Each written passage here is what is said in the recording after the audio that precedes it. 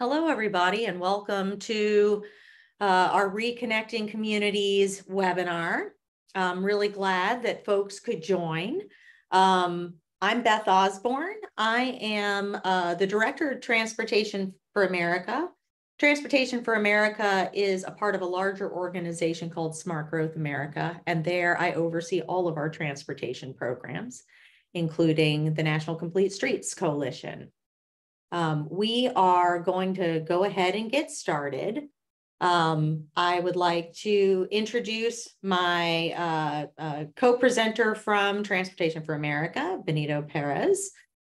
He's our policy director and was formerly with the District Department of Transportation.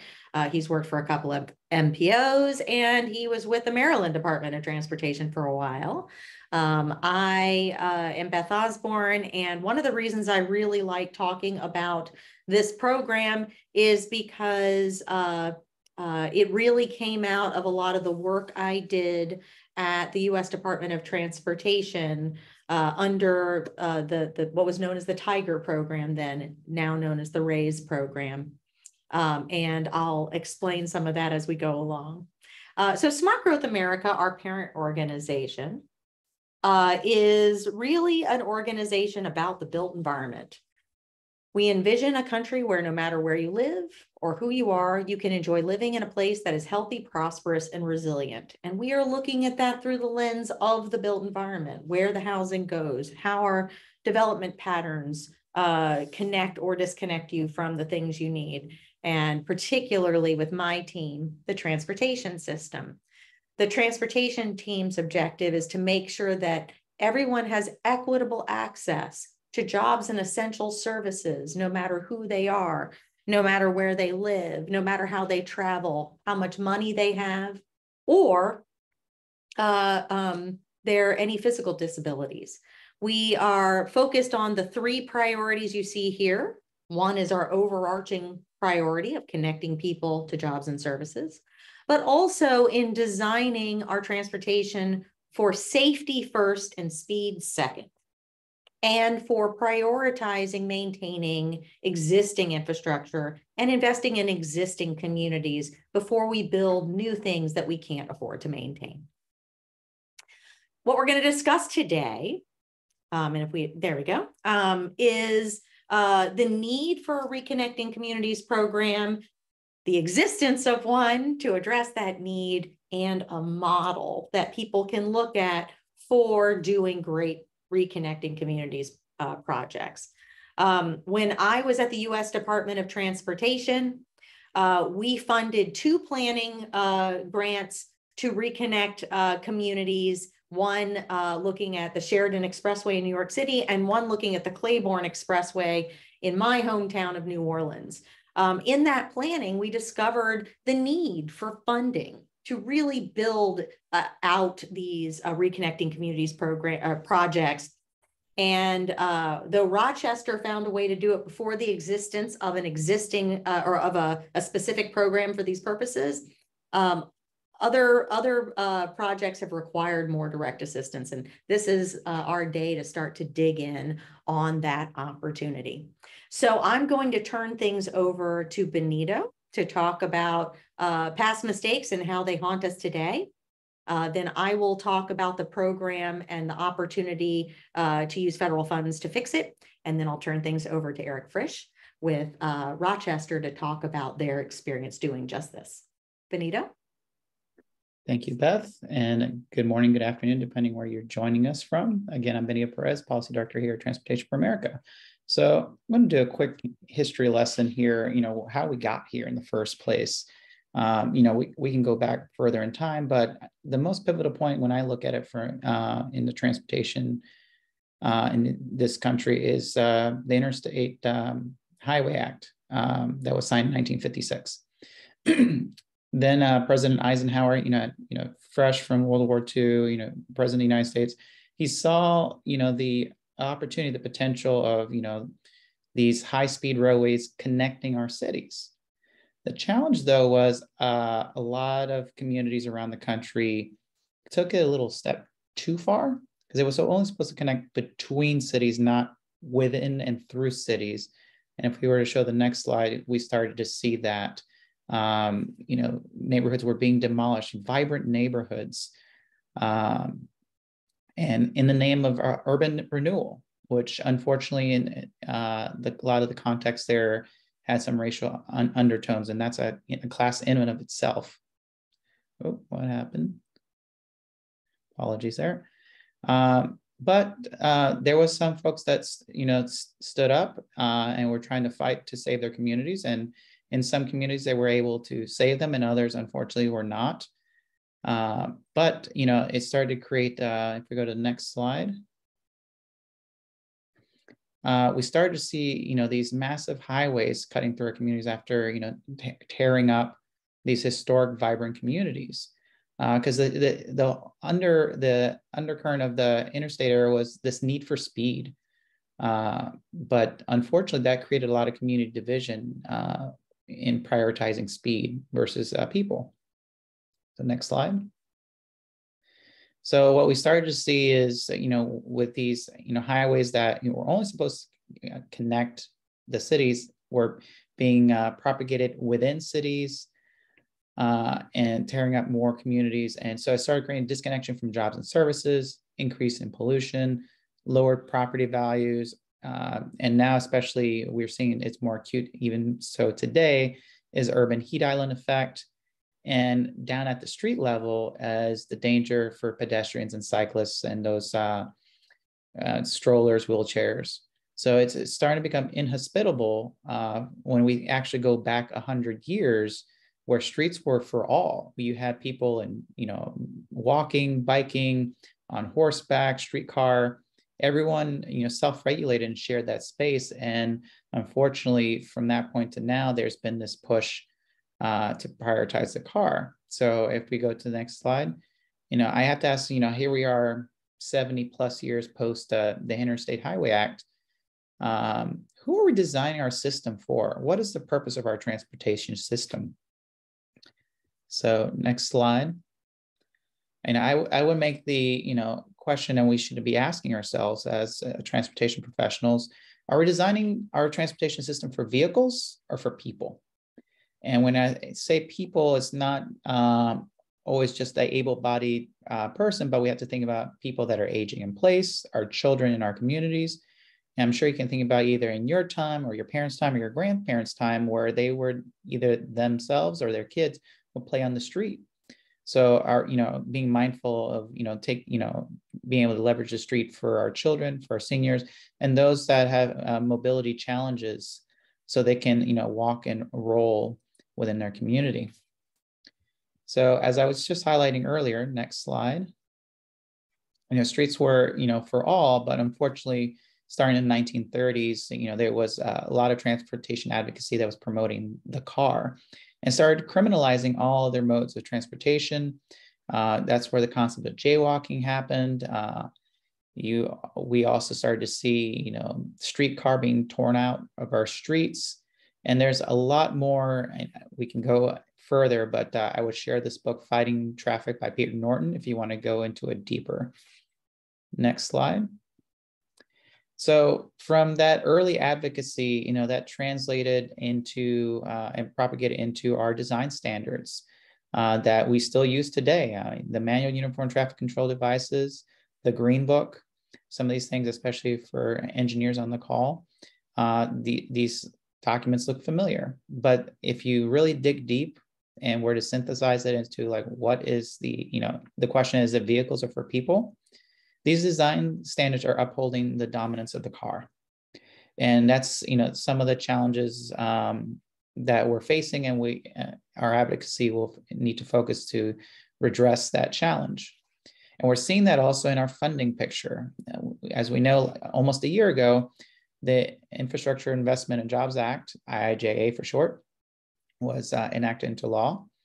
And for most of it, it's pretty much status quo. And it funded basically more road construction. We see about out of the $650 billion that's for surface transportation, about $400 billion is for roads. And it's propagating the status quo. And there's only a sliver, about $200 billion, that's for discretionary programs. And if we were to break down that, 400 billion, next slide, a good portion of that is towards both the National Highway Performance Program and the Surface Transportation Block Grant. So that National Highway Performance Program bucket, one of the underlining things of that program is to promote the construction of new roads in this country. That may have been fine in the early part of the 20th century, but as well into the 21st that we are now, this program is misaligned with the needs of our communities today. And the Surface Transportation Block Grant is intended to fund state and local transportation needs. But when you have the National Highway Performance Program promoting, new car or new roadway construction, engineers may not be challenged to think outside the box and think about other mobility options. So that's why we start to see a lot more, highway construction, high-speed roadways, widening of arterials, and we see this propagated around the country. But when is enough? We have high roadway fatalities. USDOT had mentioned their need for a national roadway safety strategy. We have, climate change impacts. At some point, this is starting to hurt communities. So what do we do from here? And I'll punt it over to Beth to talk about, where do we go from here?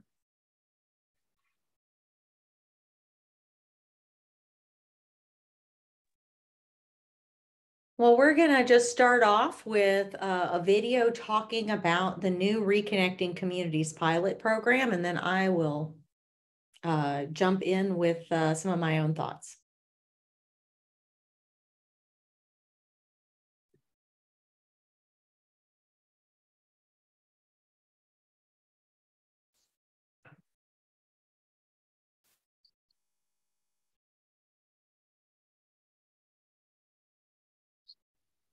I'm not getting any audio, unfortunately.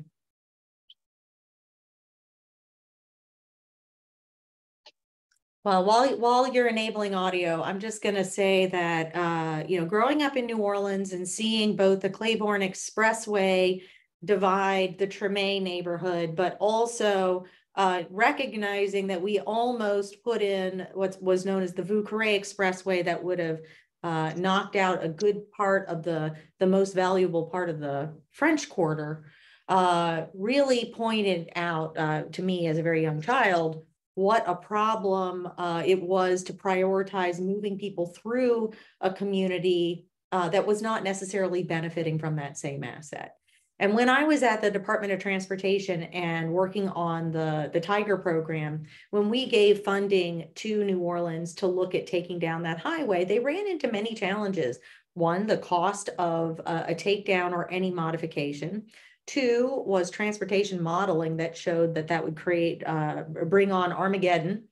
In spite of the fact that no Reconnecting Communities project or takedown of a highway has ever caused that in the history of the country, and concern about the impact on the community, because once you take that asset away that's holding down property values, you are no longer holding down property values. So thinking about ways to make sure that the community initially harmed is not further harmed, but gets to experience the upside of this investment. So from that idea came this concept of a whole program dedicated to reconnecting communities and providing the resources for folks to engage communities, to encourage coordination between land use and transportation, to prevent displacement, and to model better results. And this is that program. We're going to try that video again. Hey everyone, it's Secretary Pete. We are in Birmingham, Alabama today, celebrating the launch of the Reconnecting Communities Program. This is the first ever dedicated federal initiative to repair the harm caused by some of the infrastructure choices of the past and instead replace them or improve them for projects that bring people together. Good transportation helps people move to where they need to be, travel affordably, quickly, and efficiently, connects you to the places you need to be and the people you love. But sometimes America has gotten things wrong in generations past. And then transportation infrastructure can even do the opposite, cutting people off from schools or healthcare, dividing or damaging neighborhoods. But we can do something about that. Thanks to the president's bipartisan infrastructure law, we have funding to make better places that were impacted by the choices of the past. Sometimes that might mean capping a highway, putting in a park over it where kids can play and people can get across to where they need to be. In other cases, it means something like introducing a bus rapid transit connection from previously isolated neighborhoods, like what they're doing right here in Birmingham that we're celebrating today. What all the different kinds of projects have in common is that they will better connect people to opportunity, to prosperity, and to each other, which is what transportation is all about. Hey everyone, it's Secretary Pete Weir in. Thank you. So as you can see, there's great excitement there at the USDOT. I enjoy seeing Secretary Pete on the bus, and right behind him is our former colleague from Smart Growth America, Christopher Coase, which was one of those people who I initially started brainstorming a Reconnecting Communities program with. And then he went over to USDOT and helped get that over the line, and is now a part of implementing it. The Reconnecting Community Program can fund the removal, the retrofit, the mitigation, or replacement of a facility that is creating a barrier. That does not necessarily mean just a highway. It could be a railroad line or a transit line. It could deal with airports or any infrastructure that's creating a division or creating a problem in that community. There's funding for planning, which we expect most communities will need to do before they'll be ready for actual capital grants. But there's also funding for capital construction as well. And as you can see here, it's $1 billion spread out between both capital and planning over 5 years. In total, $1 billion sounds like a lot. But when you compare it to that pie chart that Benito showed you earlier about the overwhelming amount of money being spent on status quo projects that can create this problem, and when you see how much it equals each year, you can see that it's not enough to do this alone. There's some additional good news from the what's known as the Inflation Reduction Act. I always think it's the IRA, and that doesn't ever sound right in my ear.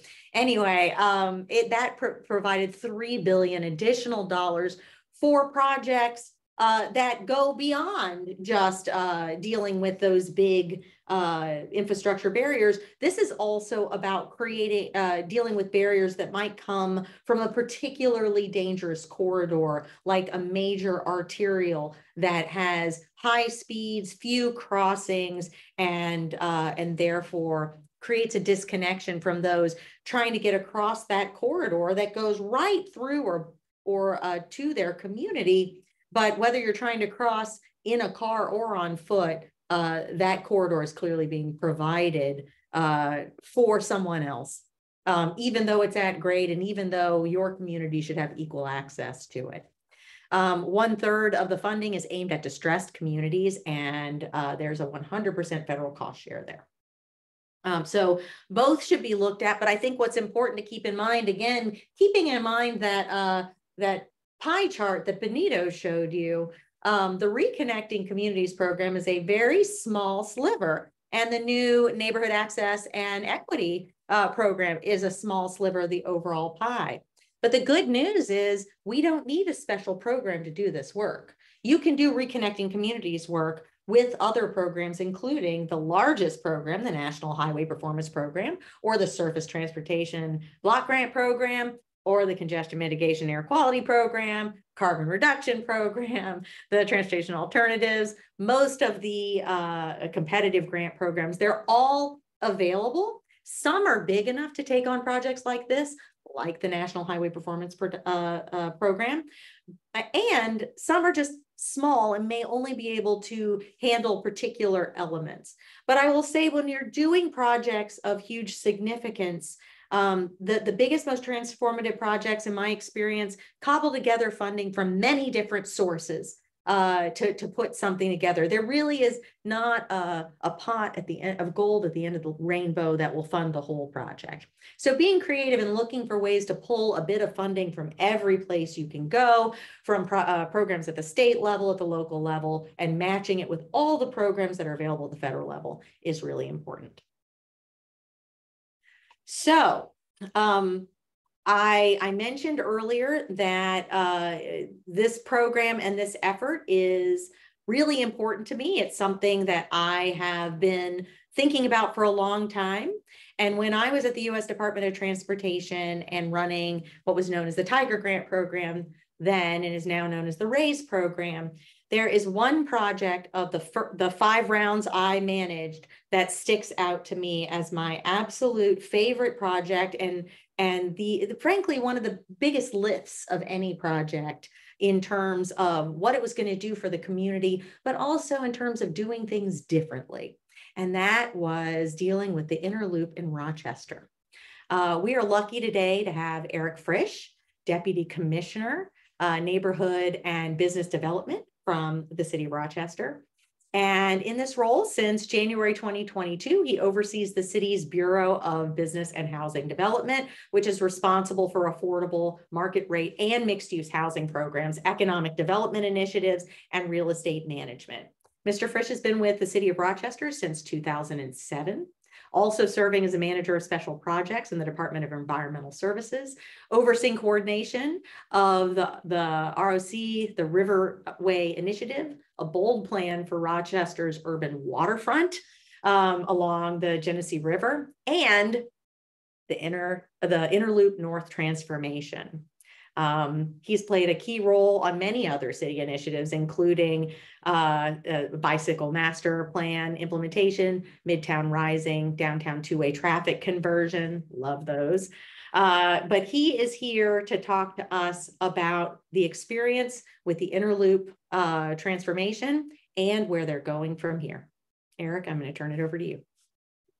All right, thank you so much, Beth. And what Beth left out is that probably 10 years ago, maybe a bit more, Beth welcomed us into her offices at USDOT so that we could talk about this project prior to it receiving Tiger funding. So Beth is modest in her statement about her role in advancing this effort, and we obviously appreciate your support and the work that T4A is doing as well to advance this effort. So I'm looking here, but I'm going to look over here where my slides are, but just follow my slides. Good to talk to you all today, and thank you for the opportunity. We are, as you know, in the enviable position of speaking to you, having successfully completed a highway removal project. And having been able to reconnect our downtown with neighborhoods to the east through the project that I'm going to talk to you about. So I'll provide you with an overview of that, as well as talk about what our next project will be. But first, I know there's a lot of people here who probably don't know exactly where Rochester is. So just real quickly, a little bit of background on our fair city. We are located in Western New York State, where the Erie Canal crosses the Genesee River along the south shore of Lake Ontario. New York is a fairly large state. We are closer to Toronto than we are to New York City, at least physically. And needless to say, we are not Rochester, Minnesota, which I'm sure is a fine city in and of its own right. But whose residents sometimes contact us seeking services, and we have to remind them that we're in New York. We are a city of about 211,000 people in a metropolitan area of about 1.2 million. Our city's population peaked in the 1950s, or in the 1950 census, at 332,000. However, despite that decline, our population, I'm happy to say, has stabilized, and we grew for the first time in many decades in the most recent census. Those population figures, of course, are important as we consider the history of the inner loop. Here are some historic aerial photos just to give you some context for downtown Rochester. On the left is 1930. You can see a classic older American city, dense, mixed use, almost a medieval street pattern. This is not a master planned city by any means. And at the same time that we had that image on the left, the population was booming, population both in terms of people as well as in terms of automobiles. Streets were clogged with traffic. City leaders were thinking about what options there may be to keep downtown viable in the face of the growth of other neighborhoods and suburban areas. And then you fast forward 3 decades to the image on the right, and you can see the impact of decisions that were made in that era in the form of many large-scale urban renewal projects, notably a new circumferential highway. If you can follow my cursor, you can see portions of it completed, portions of it well under construction, neighborhoods being bulldozed to make way for the highway, as well as some of the other major urban renewal projects that were taking place at that time in order to make way for what was, of course, considered progress, to make way for the automobile. The inner loop was first proposed in the 1920s through a Bartholomew Boulevard plan. Planning and design for it actually took place in the 1940s and was built in the 1950s and 60s as a partnership between New York State and the City of Rochester. As I said, it was intended to solve traffic problems, let's say the least nefarious reasons for why it may have been chosen. Solving traffic problems by collecting and distributing traffic around the downtown area, connecting to what would become Interstate 490, which would cut through the city east-west. And here is just a timeline from our planning study showing you a timeline of news stories from what sort of precipitated the design and development of the inner loop to its construction and to, of course, the outcome of the inner loop and other car-oriented infrastructure, which, of course, is that aforementioned population decline was hastened by projects such as this. Construction of the inner loop did lead to the demolition of hundreds of buildings, just like every other major urban highway that you probably all have in your towns. Of course, the relocation of thousands of residents and businesses tore apart social networks and contributed to racial and economic segregation and related impacts that linger today. Despite those impacts, if the goal was to serve a lot of traffic and move that traffic, I would argue that it never really lived up to those expectations, especially in terms of moving traffic. If you were to look at the final traffic volumes before we closed the facility, it was really only serving, at least in that eastern segment, 10 to 12,000 cars per day. So this was not a major. This was an inner loop, not an interstate, and it did not serve anywhere near the volume that it was sold and designed for. If anything, all it really did was hasten decline and suburbanization and created a moat, obviously, quite literally around the downtown area, separating it from adjacent neighborhoods, while also depreciating land values and discouraging investment. As a high-speed, limited access facility through a dense urban environment, it obviously posed issues of safety, noise, and just overall degradation of quality of life. After decades of use, deterioration really became evident, and that really compounded issues further. So not only did it create a number of things that, like I just talked about, but then its own condition began to fall apart. It was not maintained to the level that perhaps it needed to, and that then only further made things worse. What's interesting to note is we may have been a bit ahead of our time, right? So as you see on the right-hand side of your screen, we started planning as far back as 1990 for the removal of this highway in some fashion. That vision from the 1990 vision plan for downtown then eventually became an MPO-funded planning study through our Genesee Transportation Council, MPO, completed in 2001, demonstrating feasibility which led to an earmark through the late and great Congresswoman Louise Slaughter for engineering and design of the highway removal. And why? Why would we consider highway removal? Well, I think the audience here probably gets it. But 20 or even 10 years ago, I think the conversation was very different from today. One, equity is a key consideration for those who bore the brunt of its construction and for those who lived alongside it. And those folks should receive the benefits. The benefits should accrue most directly from its removal to the people who were affected and continue to be affected by those decisions. Right-sizing infrastructure to better reflect needs helps to reduce lifestyle costs or life cycle costs for the city and the state of New York with respect to maintenance and operation. Through removal, we could reconnect neighborhoods, heal old wounds, restore the historic street grid, enhance walkability and bikeability, generate investment that creates housing, commercial space, most importantly, jobs. Happy to say our Interloop East project is now complete, and we're actually now turning our attention to Interloop North. But this is the timeline that we followed for Interloop East. As I kind of mentioned, I'll go through this real quickly.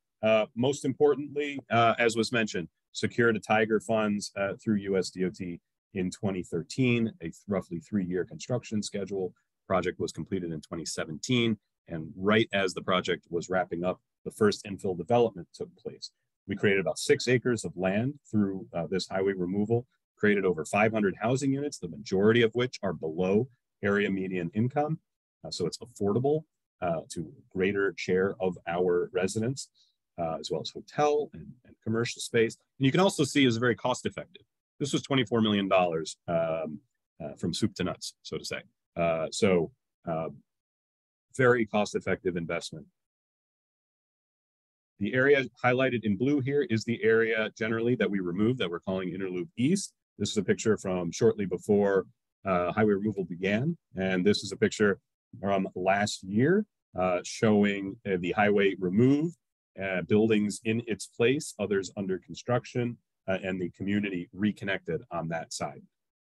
No better way to demonstrate the change in condition here than our friends at Google Street View. This is at one intersection, and this is what it looks like today. 2014, a bridge over the sunken expressway, demonstrating all the things I talked about before. This is what it looks like today. And further down the corridor, separating our neighborhood of play, home of the Toy Hall of Fame, if you follow that. And this is what that looks like today. So we replaced a sunken 10 to 12 lane combination of expressway and frontage roads, as well as adjacent surface parking lots, created new neighborhoods, hundreds of units of housing, and really just a brand new community in its place that's walkable, bikeable, and accessible. The numbers have borne that out. We have seen great increases in the number of pedestrians and bicyclists in the area, and we continue to see that growth as these investments are being made. Now, Interloop North, this is where we're at next. As I said, we have another highway to take care of. We have just completed the planning study phase for that effort. This plan was driven by 3 primary goals: equitable outcomes, restoration of neighborhoods, and enhancing connectivity and accessibility.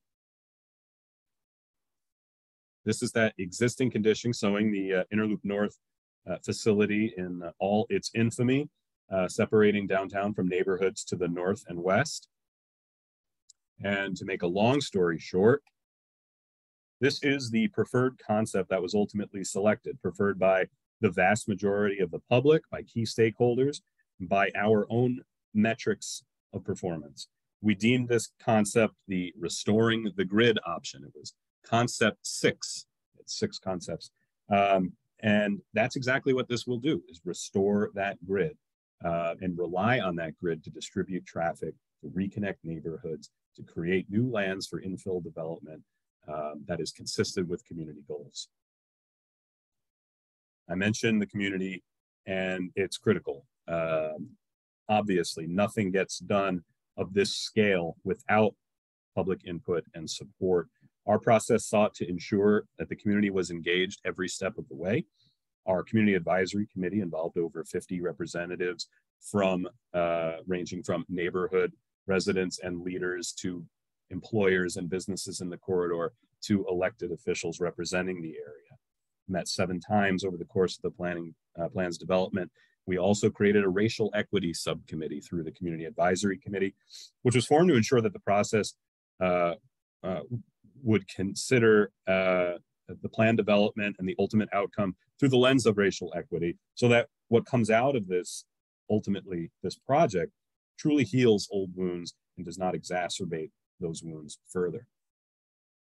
Our next steps, I'm happy to say we've completed the planning study. Before we even completed it, Governor Hochul and New York State Department of Transportation announced $100 million in funding to advance this project. So we are going from planning to implementation on very quick timeline. And you can see that timeline on your screen there. This is a much larger project than Interloop East, creating over 20 acres of new land in the heart of our community. Here are some visions of what we could achieve. This is in a lower density neighborhood on the far eastern side, with a school that is hemmed in by that expressway, that has no outdoor playing facilities, playing fields, of course, or anything, and what we might be able to achieve with that. Just improvements in transportation, multimodal transportation accessibility through the form of a continuous two-way cycle track, connecting other protected bike lanes and facilities and trails in our downtown area, and reconnecting neighborhoods, of course, restoring community facilities like a historic Olmsted Square, formerly known as Franklin Square, that was bisected by the construction of the facility. And you can see that clearly here on your screen, separating this. They put this facility right in between the main post office and a celebrated public square, and kind of killed both at the same time. So job well done on that. I hope I didn't go too quickly through that, but I want to make sure we leave plenty of time for questions. There's my contact information if there are anything that comes up afterwards. Thank you so much for the time, and I look forward to your questions. Well, every time I learn more about the project, which of course with the passage of time, we see its impact, I get more excited and more convinced that it was the coolest project that we funded while I was at DOT. Greatly appreciate that. So we do have a few questions. One is for you, Erik, which we've got a question about your community engagement process, and how you might have dealt with concerns or opposition from residents to filling the Interloop. Yeah, so with Interloop East, it's interesting. There was not much of any sort of organized constituency for this facility. As I mentioned, there wasn't a considerable amount of usage. Of course, there were some important stakeholders that we did engage early and often in that process. But largely, you have to remember, we started planning for this, as I said, in 1990. And it took nearly 25 years before we broke ground on the actual project. We had a long time to engage the community, for the community to understand that this is a real and achievable project. With Interloop North, of course, it's a different story. It does have significantly more traffic volumes. It also, its construction did displace a considerable more people than the Interloop East segment. Entire blocks and neighborhoods were removed for its construction.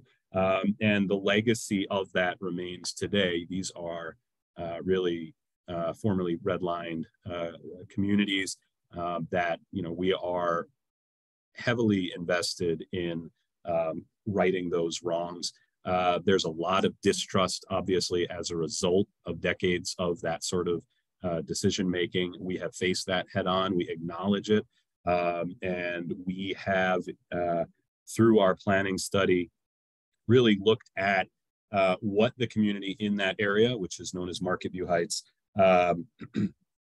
feels and sees and desires for what the future may be, so that there is not displacement and gentrification in the area, but rather creates a project that ensures that existing residents and businesses, and perhaps those that were displaced by the prior project, are benefiting and supported by the investments that we make. We did have to engage a number of employers in the area that in their view relied on this highway for access to the interstate. And we did successfully engage with them as well. We made some minor design changes to the concept to ensure that they had that access, but that access did not only continue the sort of moat that existed in the past.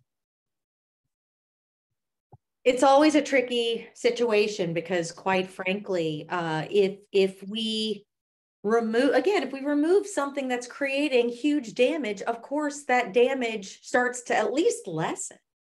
But we can't say that we're willing to tolerate continued racist-based damage because we're fearful of the impact of fixing it.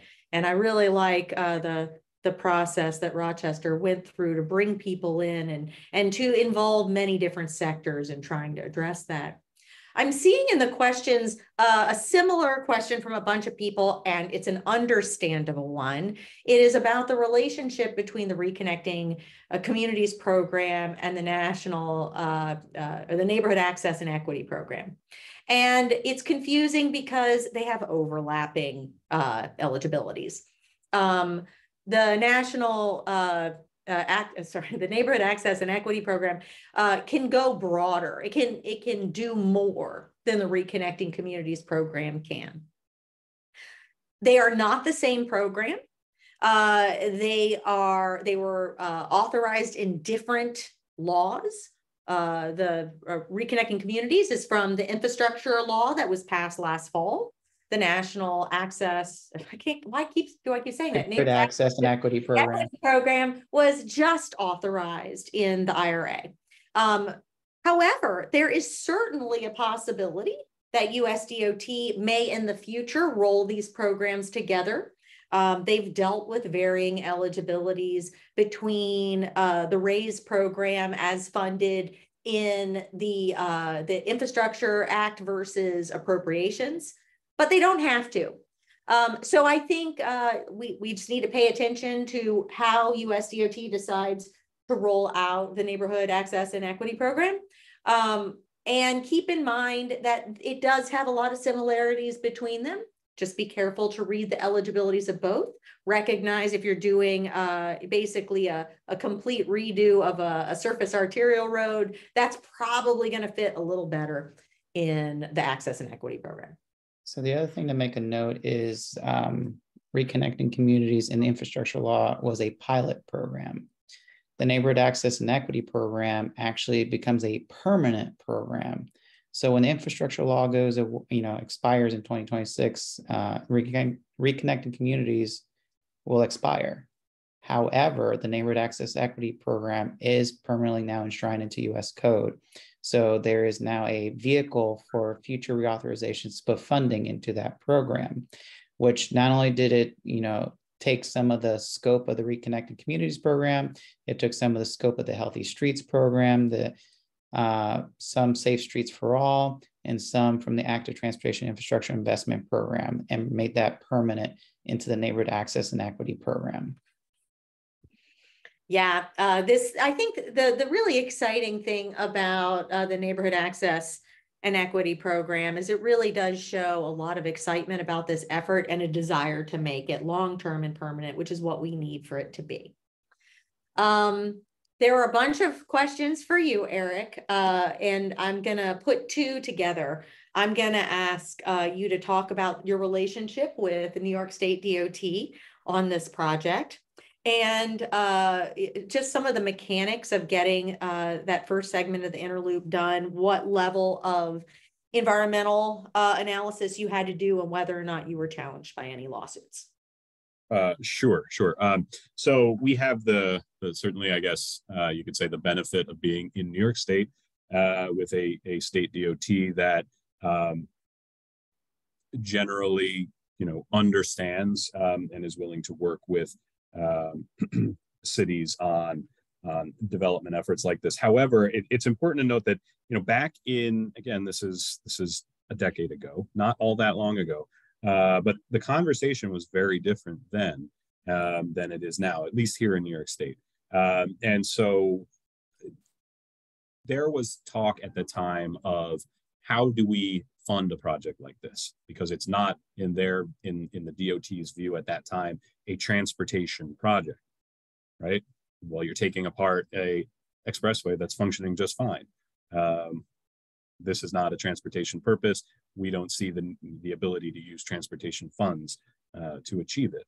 If you look at the design report, it was actually signed off on as a community development project, not as a transportation project. But that being said, there was the willingness to work with us. The city did agree to take over the maintenance and jurisdiction of what resulted from this. So it's important. This was a city-led initiative in partnership with New York State. This is not something where we were waiting for the state to take the lead on. We had to take the lead. We had to demonstrate the need, and we had to be willing to take on what came afterward. And now, we just completed the planning study. The state has already stepped up and said, we're going to fully fund this. So the conversation and the nature of the conversation has changed. A lot of that has to do with the work that we're all involved in having these conversations in the Reconnecting Communities Act. And states can take a lead role in that as well. I know I spoke to the California Transportation Commission, so I know that they're having conversations, and I'm optimistic that this can only grow from here. Excellent. The second part to that question. I think it was about what level of NEPA you had to do and whether or not you got sued. Right. No, we did not. Thankfully, no. And we just did a GEIS and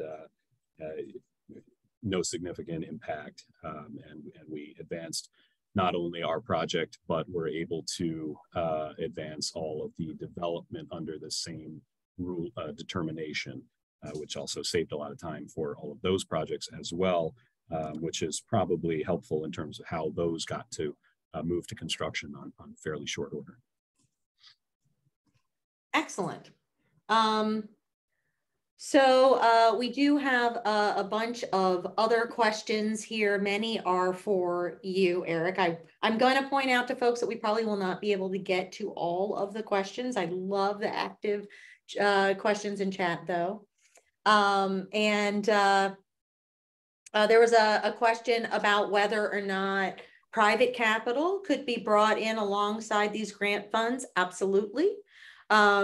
Another project I really enjoyed working on at the U.S. Department of Transportation was a project in Detroit where local business and philanthropy put up part of the match. It was a grant. It wasn't a loan like most PPPs are. It was a grant and a contribution to the project because they knew it was going to be valuable to the community from philanthropy's perspective and directly to the businesses in the area. So I would just say that, especially when projects get big, it's great to seek to bring in other funders. And if you are going to do loans, which, I think of Denver Union Station, which is a project that used federal loans like the TIFIA program and the RIF program, two different loan programs at the same time. What I would suggest is you engage all of your funders together and think about how it's all going to work, especially with US DOT, so that they understand how you're approaching the project and they don't just read about it in an application. I'm actually going to turn things over to Benito at this point to handle the Q&A. I'm just going to throw one more question out before I have to depart. And that is, we got a bunch of questions here about, you've got a growing population again, Erik. Are you considering, is the region considering highway expansions in other areas of the city, and how are you looking to not repeat these mistakes? Good question. Certainly, the region is diverse. Here in the city, we're not seeking to do major capacity expansions. The city is built out for a much larger population, and I think that we can easily accommodate growth in population without changes to our street network. One thing we are focused on expanding, of course, like most cities, is our bike network, and we continue to make great strides to achieve a more low stress and separated bike network to grow the percentage of the population that can reliably use bicycle as a means of transportation, as well as working with our transit authority on enhancements to bus service that are focused on frequency rather than on coverage, which have been achieved. But of course, in the region, I am sure that there are some capacity improvements, or rather, I should say, additions that have gone on recently. I believe there was a $150 million interchange reconstruction that certainly will have some safety benefits for the high-speed travel that it serves, but did increase capacity quite substantially. And of course, $150 million for that at one interchange versus $24 million for our highway removal project. One of them leveraged $250 million of investment. I don't know what the other one has leveraged, but I'll say no more on that one. Thank you, Erik. And at this point, we're going to wrap up here, as I don't want us to exceed the hour here. And definitely on behalf of Transportation for America, Erik, thank you for joining us this afternoon, sharing your wealth of experience with your project there in Rochester. And to everyone on this webinar, thank you all for joining us. If there's any other questions, please do not hesitate to reach out to us, because we want to continue to provide as much support as we can and additional resources and information, especially with this program. The notice of funding opportunity closing in early October 13th. But this is only the first round of possibly future rounds, as well as looking at other resources to help leverage other funding opportunities within the infrastructure law. So with that, thank you all for joining us this afternoon or this morning, depending where you're joining us from, and have a great day.